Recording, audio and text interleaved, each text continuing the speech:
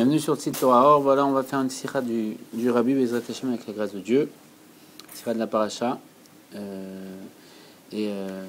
la paracha c'est Nitzavim Vayeler. Et la paracha elle prend un verset.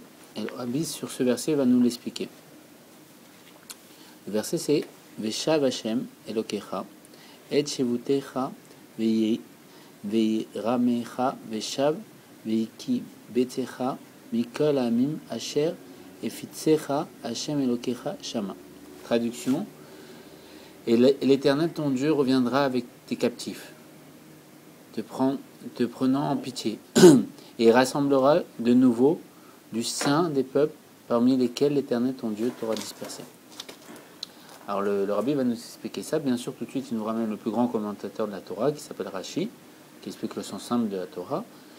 Et il explique que Rashi s'interroge sur ces mots, sur les mots, et l'Éternel ton Dieu reviendra avec tes captifs. Et Rashi précise. Il explique comme ça, Rashi.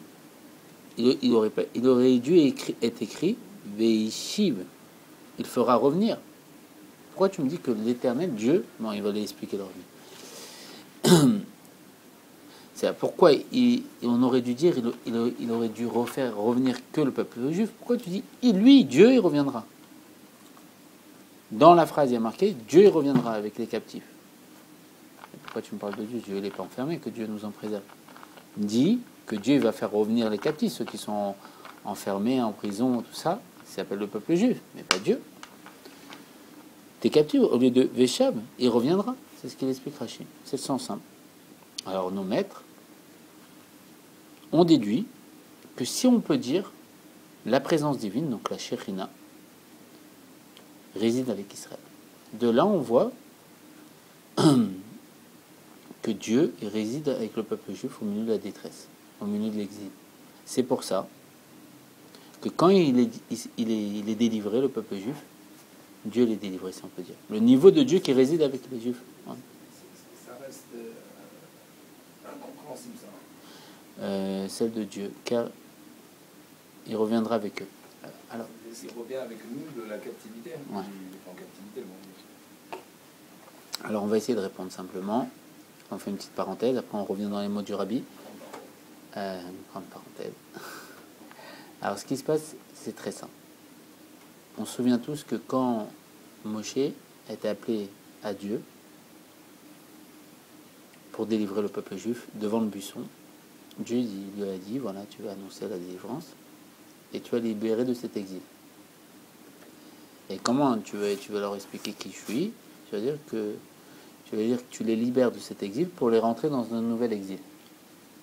Et même à ce moment-là, Moshe dit, mais je ne peux pas faire ça, c'est pas logique. Je ne vais pas leur dire que je les libère de cet exil pour les rentrer dans un nouvel exil. À quoi ça sert de sortir d'un exil pour rentrer dans un autre? Autant ne pas sortir. Et c'est même pour ça qu'il a dit, Beyat Ishlar, envoie de ta main. Yad, c'est la valeur numérique de David, on voit de la maison de David, on voit ma chère, on voit le dernier libérateur. Moi je suis le premier, Kol Harishon. On voit le dernier. Le dernier, c'est quoi? C'est l'âme de Moshe avec le corps de David.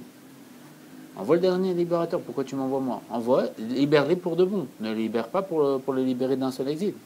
Tu les libères de l'exil de la matière pour le rentrer dans l'exil de la spiritualité. L'exil de la Gdusha. Envoie le dernier libérateur. C'est ce qu'il dit.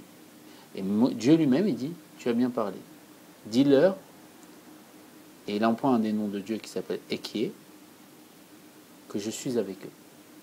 Parce qu'il avait dit Dieu, je suis avec eux, je suis avec eux, je suis avec eux dans cet exil et dans le prochain. Il dit simplement que je suis avec eux. Je serai avec eux. Comme Moshe l'a libéré d'Égypte, il leur a déjà dit qu'il y avait un autre exil derrière. Non, Dieu voulait lui dire. Il voulait que Dieu il voulait qu'il dise au peuple juif, dis-leur que je les libère de cet exil, et que je les libérerai de le prochain. Moshe dit à Dieu, attends, je les sors d'un exil qui s'appelle l'exil de la matière, pour les rentrer dans l'exil de la Gdusha, de la sainteté. Et si je leur dis que tu vas être dans leur exil là et dans leur prochain exil... On n'est pas encore en exil. Si. Et on est tout le temps en exil. Ils vont pas vouloir sortir. Ils préfèrent rester dans l'exil de la Gdusha et attendre que tu les libères pour de bon. Alors Moshe a dit, envoie Mashiach, lui il va les libérer de tous les exils. Il dit, t'as bien parlé, Moshe. Ne leur dis pas que je les sors de cet exil pour le rentrer dans un nouvel exil qui s'appelle l'exil de la Doucha. Parce que c'est quoi avant? C'était quoi l'exil de Paro? Paro, c'est les mêmes lettres que Afar. Afar, c'est la terre, la poussière. C'est l'exil de la matérialité. Être enfermé dans la matérialité, être séparé de la Gdusha, de la sainteté, de la spiritualité, de l'âme. Ne pas avoir conscience de la Gdusha, de la conscience de Dieu. Mais après, il y a un autre exil dans lequel on rentre. C'est que quand Dieu nous donne la Torah, on peut avoir conscience que de Dieu et oublier le monde. Et donc des personnes qui se séparent du monde et qui comprennent. La difficulté, c'est de juguler les deux. C'est-à-dire travailler et en même temps servir Dieu. Être dans le monde, dans le monde et au-dessus du monde. Dans le temps et au-dessus du temps. C'est toute la difficulté. C'est que je suis dans le monde, à l'image de Yosef, et le rabbi dira on est tous des Yosef, c'est que Yosef, il était impliqué dans le monde à tel point qu'il était le second après Pharaon, mais en même temps, il était dans un niveau d'élévation continuelle et en progression constante avec Dieu. C'est-à-dire qu'il avait l'avantage et pas le désavantage. Il avait que les avantages. À l'inverse de ses frères qui étaient des bergers. C'est quoi berger? Séparés du monde. Ils sont avec leur troupeau, ils se consacrent que à s'attacher à Dieu. Mais en vérité, Dieu, il est dans les deux. Il est dans le monde et au-dessus du monde. C'est-à-dire, il est dans la spiritualité et dans la matérialité. Alors, Moshe, il avait comme mission de libérer les Juifs de la conscience, de la matérialité, pour les rentrer dans la spiritualité. Mais le problème de ça, c'était que en leur donnant la spiritualité, ils ne vont pas vouloir de la matérialité après. La preuve, c'est pourquoi le mont Sinaï s'appelle Sinaï, la haine, le monde de où il y a la haine. Pourquoi ça s'appelle? Parce que dès qu'ils ont reçu la Torah, ils ont eu la haine des autres nations parce qu'ils ont été l'élu du peuple, même si Dieu avait proposé la Torah à tout le monde et tout le monde n'avait pas voulu. Il a proposé à Ishmaël, au peuple d'Ishmaël, et ils ont dit non, on veut pas. S'il faut pas tuer, ben on n'en veut pas de cette Torah, non, on veut tuer. Non, il a proposé à tout le monde, mais personne n'a voulu. Et après, il a proposé au peuple juif. C'est pour ça qu'on ne peut pas nous faire de reproches à ce niveau-là. Nous, on l'a accepté. On était les derniers, Il a proposé à tout le monde et après, il nous l'a proposé nous, et nous, on l'a accepté. Parce qu'il savait que. Ouais, les C'est pas une voiture, c'est pas un garage, c'est pas quoi. Non, mais il a proposé à tout le monde. Il a dit bon, peut-être c'est crété, on la vouloir. C'est ça en fait, c'est ce que ça veut dire. Mais quand la voiture est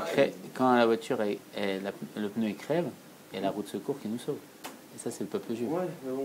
Quand le monde y va mal, il y a le peuple juif qui permet de redémarrer le monde. Eh, t'as pas vu quand on les roues de secours dans les voitures? Je crois qu'ils ont demandé avant combien ça Il n'y a coûte. plus de roues. Il y a plus de roues dans les voitures, il n'y a plus de roues de secours. Il faut payer pour l'avoir maintenant. Faut payer Pour avoir la roue de secours. Tout est payant aujourd'hui. Comment ça? Un supplément sur une voiture, une forme de secours. Alors, Si t'as pas demandé l'option, tu l'auras. Ah bon? c'est C'est plus obligatoire le secours? non, aujourd'hui, il faut payer toute facture parce que tout est, on joue la concurrence et la concurrence, c'est le fait de. Pour gonfler la roue, il faut payer 2 euros. Abuse pas, je sais pas tu vas où toi. Si, j'ai vu ça une Ah, fois. même pas 2 euros, Ah, c'est si, 50 ah, si, centimes. si, si, Non, il y a des monnaies d'air sur l'autoroute. Oui, mais ça va, 50 centimes. franchement, Non, mais pas il manque pas d'air. Eux. 2 euros, t'as bu une boisson. Non, il manque pas d'air, ouais, mais si t'as pas 2 euros, tu vends pas la roue. Il manque pas d'air, vraiment. Alors là, Et faire c'est- payer l'air, là-bas, c'est où obligatoire, on va? c'est un service que la pompe doit te proposer. Venez, on reprend. Ouais, mais comme il y en a qui prennent pas de l'essence, ils veulent que gonfler, ils prennent de l'air sans prendre de l'essence. Les Marocains, On reprend où on était. Alors, Alors, ce qui se passe, c'est que sur le mont Sinaï, une des explications, on a eu la haine des autres nations parce qu'on a été choisi, on a choisi la Torah, on a été l'élu des nations de Dieu. Mais aussi, il y a marqué que dès qu'on a reçu ce cadeau qui s'appelle la Torah, on a eu la haine pour la matérialité du monde. On ne voulait plus du monde, au point que le peuple juif n'a pas voulu rentrer en terre d'Israël. Et il a dû, Dieu, les faire mourir pendant 40 ans, et qu'il y ait une nouvelle descendance qui rentre en terre d'Israël. C'est quoi le sujet de la terre d'Israël? C'est que la terre, il faut la travailler. Il ne voulait plus retourner dans un monde naturel. Il voulait être dans le désert. Dans le désert, il y avait la nuée de gloire qui protégeait le peuple juif des serpents et des scorpions, qui faisait en sorte que leurs vêtements soient repassés et qui grandissent avec eux à leur taille.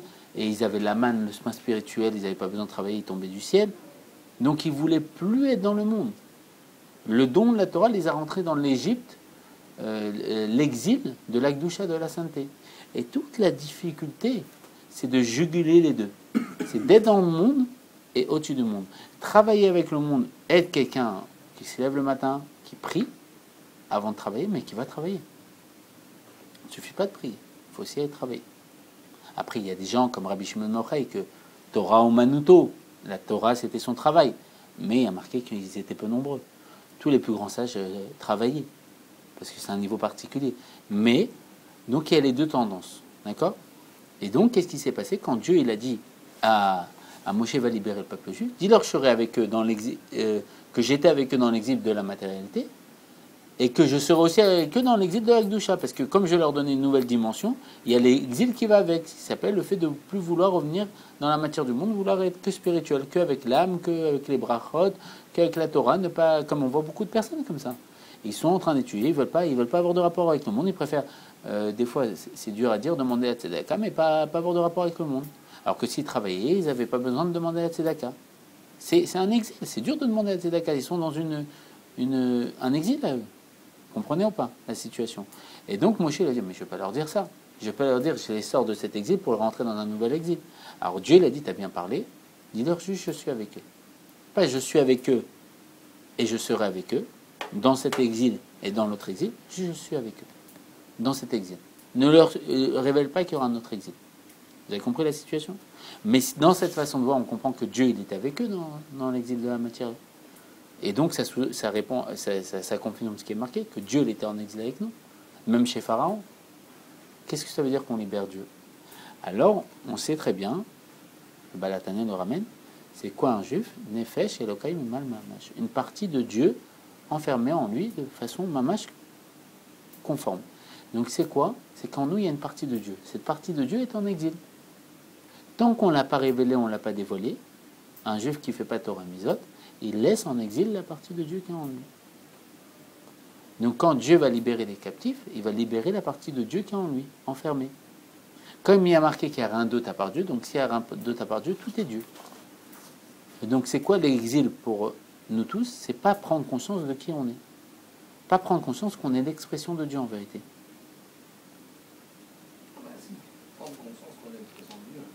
C'est ça la délivrance. Quand Mashiach va venir, il va nous faire prendre conscience qu'on est l'expression de Dieu, que tout est Dieu. Et donc on sera plus en exil. Au point que la connaissance, comme il dit le prophète, la connaissance de Dieu recouvrira le monde comme l'eau recouvrira la mer. On sera comme un poisson dans l'eau. Le poisson dans l'eau, comme l'anecdote bien connue, vous savez, quand Rabbi Akiva, il y avait un décret par les Romains qui disait qu'il y avait une interdiction d'étudier la Torah. Et Rabbi Akiva, il se mettait devant en train d'étudier la Torah devant tout le monde. Il dit, mais Rabbi Akiva, t'as pas le droit tu mérites la mort si tu étudies la Torah, t'as pas le droit. Et les misotes, c'est fait pour vivre. Tu peux pas faire ça. N'étudiez pas la Torah comme ça. Et en plus devant tout le monde. Il lui a donné une parabole, un exemple.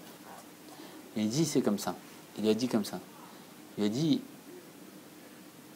c'est comme si il y avait un poisson dans l'eau. Il y a un pêcheur qui essayait d'attraper le poisson. Ça c'est ramené dans le Talmud, la Gemara Brachot, à la fin de la Gemara. Il y a un pêcheur qui essaye d'attraper le poisson. Et un renard qui vient voir le poisson, il lui dit comme ça. Et il dit, tu sais, viens avec moi sur le rivage et le pêcheur ne va plus t'embêter. Et le poisson lui répond, lui dit, on m'avait dit que tu étais rusé, que le plus raisonné des animaux, mais en vérité, tu es un idiote. T'es bête. Si je quitte ma source de vie, je vais mourir. Je ne peux pas quitter l'eau. En vérité, quand Mashiach va venir, on va prendre conscience comme si on était dans l'océan. On va prendre conscience que tout est Dieu, que notre source de vie c'est Dieu, qu'on est juste l'expression de Dieu. Au point que si on fait un mikvé et qu'il y a des poissons dans le mikvé, il n'y a pas de khalitsa, il n'y a pas de séparation. Parce que la source du poisson c'est l'eau. Donc on peut faire le mikvé et on est cachère dans ce mikvé. S'il y a une séparation entre l'eau et moi, c'est pour ça qu'il faut enlever tout. Le mikvé n'est pas compté. Mais un poisson dans l'eau, il n'est pas compté comme une séparation, il est compté comme l'eau lui-même. Donc nous, quand Mashiach viendra, avec cette façon de voir, on sera compté comme Dieu lui-même. On sera l'expression de Dieu, parce qu'on comprendra que tout est Dieu. Pas que moi, mais tout. Toute chose. C'est pour ça qu'il y a une phrase qui dit « Enon midado » il y a rien d'autre à part lui. Donc dans cette façon de voir, quand nous, on n'a pas conscience de qui on est, qu'on est l'expression de Dieu, on pense être pas dans l'eau, on pense avoir une source indépendamment de l'eau, d'accord? Vous comprenez le machel? Dieu, il est en exil dans cette conscience-là. C'est-à-dire le fait que je ne comprends pas que je suis l'expression de Dieu, et que je ne le vis pas, ça s'appelle l'exil de Dieu. Parce que dans mon état de conscience, je n'ai pas conscience que tout tout est Dieu et je suis l'expression de Dieu. Et c'est ça qui engendre mon mal-être, tout le pas bien que je traîne au quotidien. Le poids des responsabilités, j'ai un poids pas possible, je me lève avec un poids pas possible, je crois que c'est de ma faute toutes les choses, je me lève avec des angoisses, je m'endors avec des angoisses parce que j'ai pas du bien fait, Pourquoi ? Parce que j'ai le poids que c'est moi qui fais les choses. Mais quand Dieu se dévoile, il enlève... C'est comme quand il nous a mis la montagne soit vous acceptez la Torah, soit je lâche la montagne. Nous, on a le poids des responsabilités sur nous. Mais quand Dieu se dévoile, on comprend que c'est pas nous qui portons la montagne, et que c'est Dieu qui porte la montagne, et qu'elle va pas nous tomber dessus. Donc il n'y a plus de problème des responsabilités. On fait les choses, mais on se dit tout est Dieu. Parce qu'on voit que tout est Dieu. Donc on fait notre maximum, mais quand ça s'est pas passé, on a compris que Dieu voulait que ça se passe autrement. Donc qu'est-ce qui se passe ? Libérer Dieu de l'exil, c'est libérer le fait que j'ai une conscience indépendante de Dieu, qui engendre tout mon mal-être. Et ce mal-être, c'est le poids que Dieu porte aussi en lui, du fait qu'il est enfermé à l'intérieur de moi. Parce qu'en vérité, tout est Dieu. C'est juste, est-ce que j'en prends conscience ou pas ? Si je prends conscience que tout est Dieu, j'ai plus de soucis à me faire. Ça ne veut pas dire qu'il ne faut pas faire. Justement, là, on tombe dans l'exil. C'est ça la problématique de l'exil de la Gdoucha, de la sainteté, l'exil de la matérialité. L'exil de la matérialité, c'est quoi ? C'est que je dois faire des choses. Si je ne fais pas, rien ne va bouger. Si je ne travaille pas, j'aurai pas d'argent à la fin du mois, je serai obligé de manger. Et l'exil de la Gdoucha, c'est quoi ? Après, ce qui se passe, c'est quand je travaille, je crois que c'est moi qui fais tout. Alors, j'ai le poids des responsabilités. C'est quoi le poids des responsabilités ? Ah ben j'ai pas bien fait ça, à cause de moi il s'est passé ça, ceci, cela, si je fais pas ça, et je m'angoisse. L'exil de la Gdoucha, c'est quoi ? Tout est Dieu. Un, c'est Da'at Tarton, la connaissance du monde. L'autre, c'est Da'at Elyon, il n'y a rien d'autre à part Dieu. Donc tout est Dieu, donc j'ai rien besoin de faire. Tout va tomber. Et donc, pour tomber, il est obligé de manger à la fin. Et c'est péjoratif, ça fait aussi du Chilul Hashem, que des personnes demandent ça. On dit les religieux, regardez, comme mon rave il a raconté qu'une fois il est parti faire Mufsaïm, et quand il est parti faire Mufsaïm, il est parti voir les voitures pour leur donner les Mishwar Manot, les dons qu'on donne à Purim. Direct, qu'est-ce qu'ils ont fait les Israéliens ? Ils ont baissé la porte et ils ont donné la tzedaka. Bon, c'est un beau geste qu'ils font, mais l'image des religieux, c'est ça, ils demandent de l'argent. Pourquoi ? Ça s'appelle les îles de la Gdoucha. C'est que je ne veux plus avoir de rapport avec le monde. À la fin, je suis obligé de demander et mendier la matérialité. Vous comprenez ? Donc il y a cette subtilité des deux. C'est quoi la subtilité ? Pas tomber dans l'extrême tout est Dieu, alors je ne travaille pas. Et pas tout dépend de moi et je travaille et j'ai les soucis au quotidien. Donc je travaille et j'ai plus d'angoisse parce que je me dis tout est Dieu. J'ai plus de stress. Je sais qu'à la fin du mois, quoi qu'il se passe, j'aurai ma paye. Et je fais ishtadlout, c'est-à-dire je fais mon keli, je fais mon réceptacle et ça va tomber. Et donc je suis pas dans l'extrême on va dire d'être que dans une conscience qui a rien d'autre à part Dieu au point que j'ai pas d'argent à la fin du mois et je travaille pas, il n'y a rien que j'étudie. Non. Je fais les deux. Je travaille et j'étudie. Je suis dans la matérialité et dans la spiritualité. Et Dieu, il appelait Nosé Afachim, celui qui mélange les contraires. Dieu, justement, l'essence de Dieu, c'est la possibilité de juguler deux contraires. L'eau et le feu, qui sont deux antagonistes. Le feu éteint, évapore l'eau. L'eau éteint le feu. Il arrive à les cumuler en deux. Ils vivent en harmonie tous les deux. Vous comprenez la subtilité ? Donc, en vérité, quand on s'enferme dans un état de conscience que matériel ou que spirituel, ça s'appelle un exil. En vérité, la force, c'est de pouvoir juguler les deux. Juguler les deux, c'est être dans le monde et au-dessus du monde. C'est quoi ? Travailler, avoir sa parnassa, étudier la Torah et se consacrer à Dieu.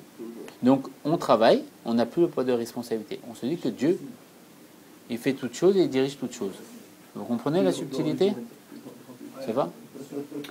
Est-ce que la réponse, elle est... Les personnes qui demandent la tzedaka, elles ne sont pas dans ce cas-là, je veux dire...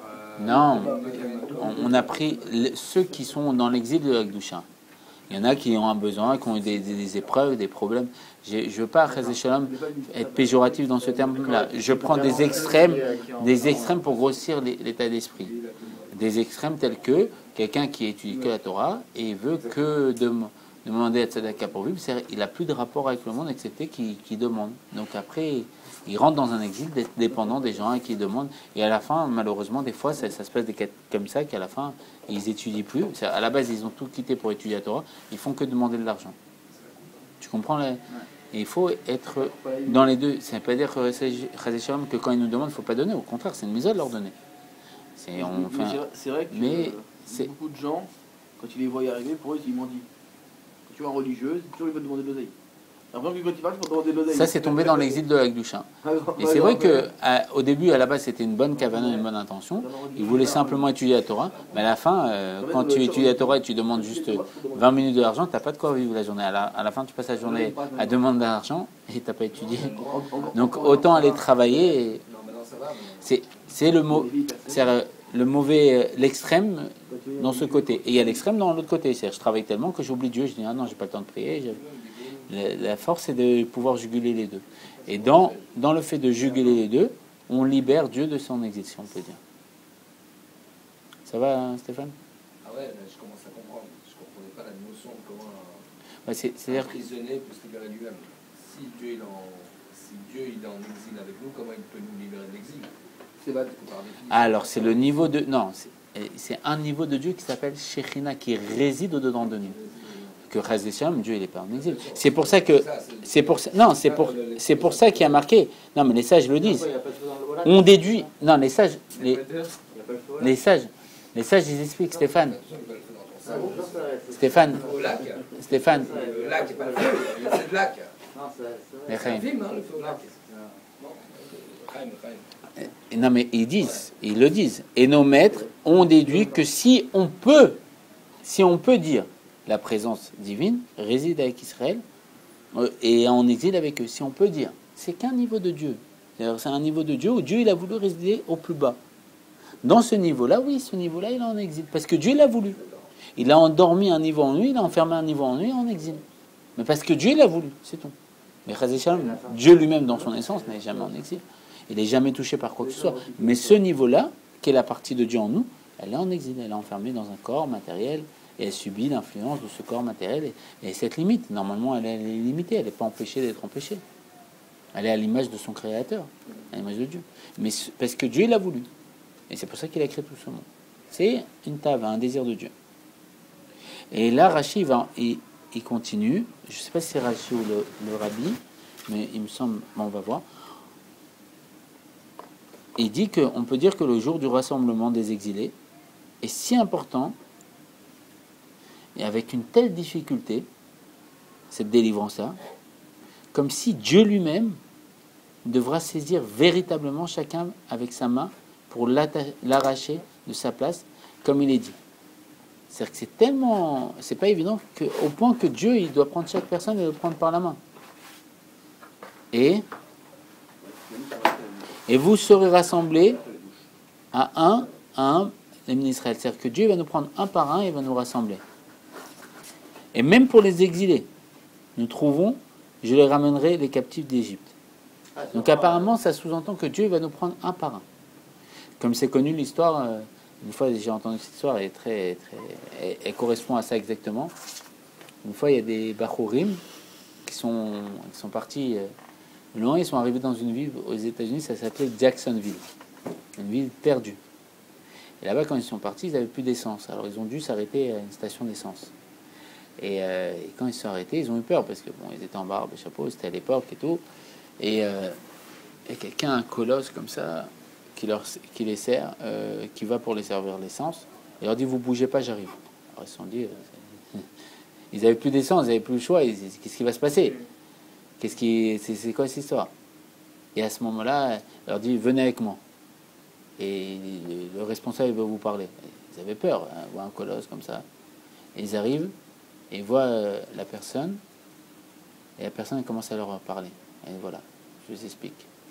La personne que vous voyez, le colosse, bon, il n'a pas dit le colosse, mais c'est mon fils qui vous a ramené à moi. Et il a dit, je suis juif. Et j'ai vu un message, un soir, je regardais la télé, et j'ai vu un rabbin, c'était Rabbi Lubavitch, qui annonçait que Dieu il va prendre chaque exilé par la main. Et j'ai dit à mon fils, parce que après la Shoah, j'ai tout arrêté. De ma famille et tout ça, j'ai tout arrêté. Je suis parti dans une ville perdue pour pas qu'on reconnaisse. J'ai rasé mes périodes, j'ai tout arrêté. Et j'ai commencé une vie. Je me suis marié avec une non-juive, j'ai eu ce fils-là. Et voilà, j'étais perdu dans les États-Unis, personne ne pouvait me reconnaître, personne ne savait que j'étais juif. Et un jour, j'ai zappé dans la télé, j'ai vu ce rabbin, il a dit que Dieu il va me prendre chaque juif par la main. Et j'ai dit à mon fils que un jour, voilà, je suis juif, on va me prendre par la main. Et quand il vous a vu arriver, il a compris que c'était vous qui devez venir me chercher. Et il m'a dit, mon papa, ils sont là. Alors j'ai dit, ramène-les. Et c'est ce qu'on voit là dans le verset. C'est que justement, chaque personne va être prise par la main par quelqu'un qui va le rapprocher à la Torah. Et là, il ramène la paracha Shemot, le rabbi. Il y a marqué là-bas, Vayera Malach Hashem. Ah, peut-être il va dire.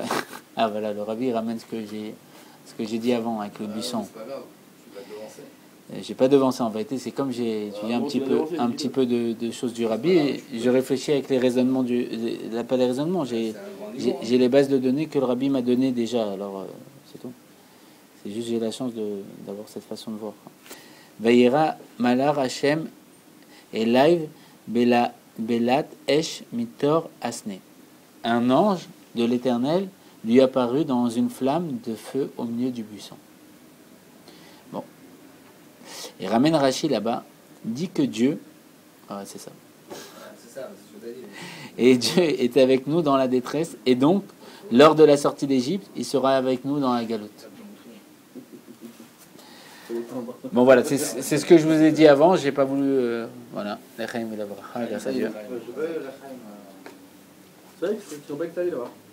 T'as servi des verres de... Il pas eu du Lechaim, hein. Il faut lui donner un petit peu de Lechaim. Je te laisse lui donner. Ouais, on va lui donner parce qu'il conduit. Enfin, on dirait qu'il y a des verres dans la bouteille. Alors, Quand tu conduis, donc une goutte, après, ta sœur va croire que tu bois de l'alcool ici. Voilà. Qui ça va avec elle? Je sais pas. on continue. Lechaim. Lechaim, Le faux lac. J'ai pas d'alcool, hein. Mon triangle. Nous, eh ben non, on avance. Allez, on avance. Il va venir nous chercher Dieu parce que c'est nous, on n'arrive pas Exactement. à combattre notre ego. Dieu il vient te chercher à travers quelqu'un qui te dit un mot C'est de parce que t'arrives pas à Torah. combattre ton ego. Là, je sais même pas s'il va te trouver. Hein. Il va trouver. Pas combattre ton ego. Il va ramener une personne par la main. Allez, Steph. Lechaim. Lechaim, il va voir que des bonnes choses de Hachem. Et pour la Refoshema de Rachel Rina Chaya Bat Sarah Simcha Bezat. Que nous apprend donc de plus ce verset de notre paracha. Alors, il explique, le rabbi, on ne comprend pas pourquoi Rashi, le plus grand commentateur de la Torah, nous précise, nous serons délivrés un par un. Pourquoi nous parle-t-il de cela maintenant? Pourquoi là-bas dans ce verset, il dit qu'on va être libéré un par un? Le rabbi pose la question. Par rapport au verset de Shemot, où on voit que Dieu il apparaît à travers un ange dans un buisson et qui dit, il dit là-bas que il va nous libérer de l'Égypte, de la galoute. Et l'explication de Rachid là-bas, c'est qu'il va nous libérer un par un. Et le rabbi il pose la question, pourquoi un par un? Là-bas c'est marqué. En fait, du verset Shemot, nous apprenons que Dieu, par le fait de son grand amour, voilà, le rabbi il te répond, pour son peuple, est toujours avec nous. Comme Dieu nous aime tellement, il est avec nous, quoi qu'il se passe. Dans la période d'angoisse, dans toutes les responsabilités qu'on porte au quotidien, Dieu, est, par amour, il porte ses angoisses avec nous, comme une personne qui nous aime, comme une mère qui nous aime, que quand on lui raconte nos angoisses, elle les porte avec nous. Et le verset de notre paracha, il nous apprend que même dans la détresse et la galoute, Dieu, il est avec nous. C'est-à-dire qu'il porte toutes les angoisses, tout le mal-être qu'on a au quotidien. Et c'est ce fait de porter avec nous, nous accompagner dans ce poids de responsabilité qu'on a, qu'il est exilé. Il porte cette angoisse comme une mère. Une mère, elle peut pas dire qu'elle porte l'angoisse de son fils du fait qu'il travaille. C'est son fils qui travaille, ça n'a rien à voir. Mais comme elle aime tellement son fils, elle porte le stress que son fils porte au travail. C'est logique dans cette façon de voir. C'est ça que Dieu il a en exil avec nous. À travers l'angoisse qu'on porte, on lui donne une résidence de cette angoisse, donc qui s'appelle l'exil, en réalité cette angoisse. Et donc Dieu, on l'exile avec nous. Parce qu'il nous aime tellement, il porte ce poids avec nous. Il dit, après, on ne comprend pas. Comment Dieu, qui est également... on peut dire qu'il est dans la galoute. Il peut, justement, il dit ce que tu dis. Il ne peut pas se libérer tout seul. Comment lui, qui est dans la goutte, peut-il se libérer? Et Rashi nous précise, maintenant dans notre paracha, notre savim, sa propre délivrance à Kadosh Baruch Hu, à Dieu lui-même, selon les termes qu'on a vus, on pourrait croire que Dieu il se libère d'abord et après il libère le peuple juif.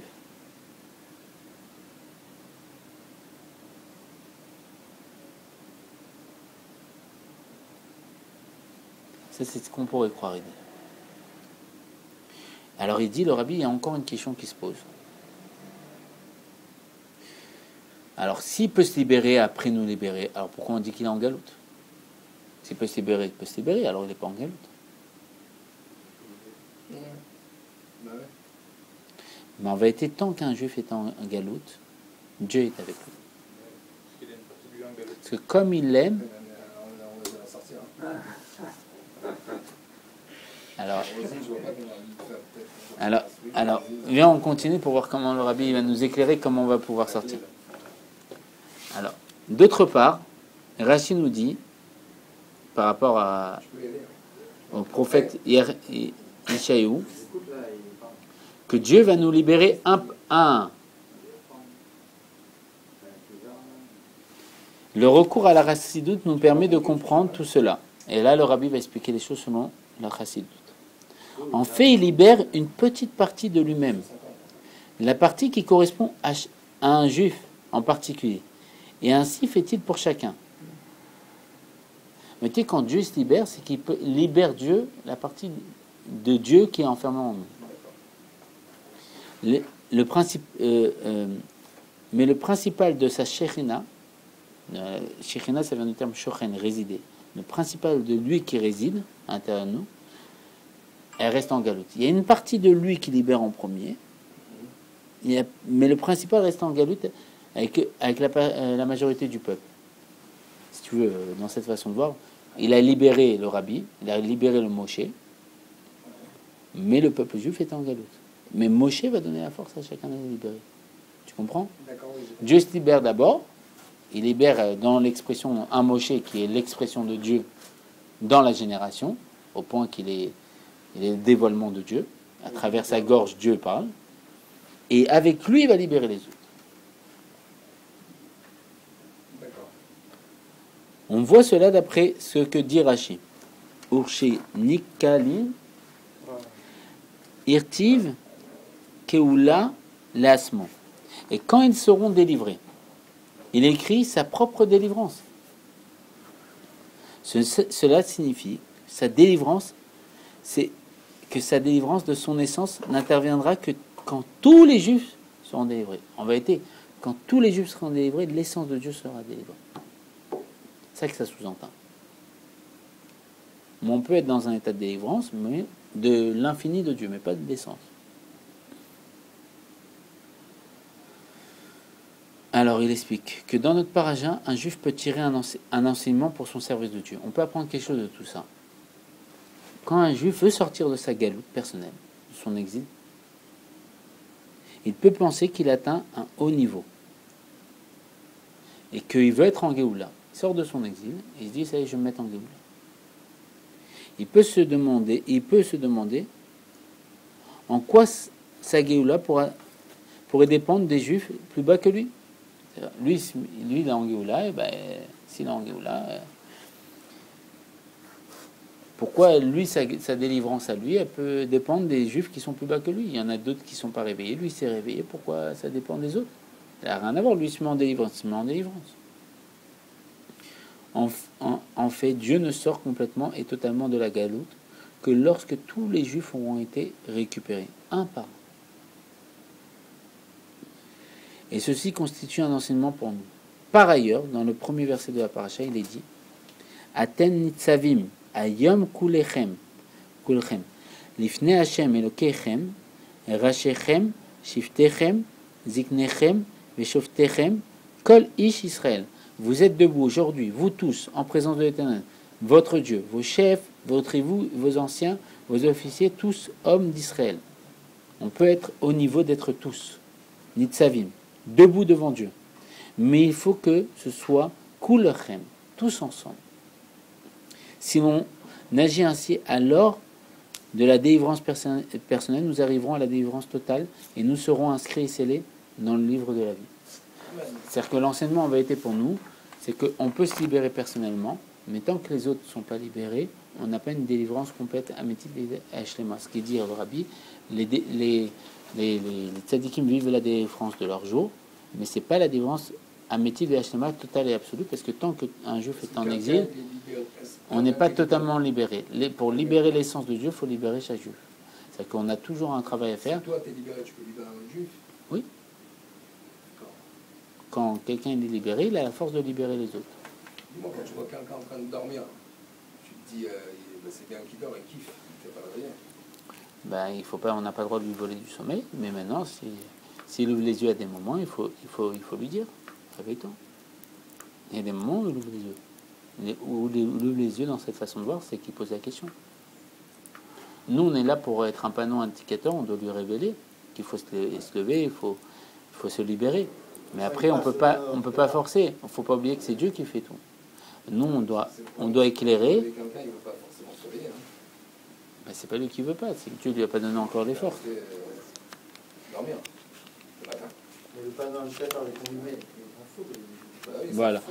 Alors que Bezrat Hashem s'apporte toutes les bénédictions à tous les présents matériellement et spirituellement, que des bonnes choses Bezrat Hashem, et la délivrance complète et définitive avec Mashiach Nor, et qu'on dise tous Yeché Ameler et Yeché Adonenu Morenu Varabenu Meler Mashiach Ameler.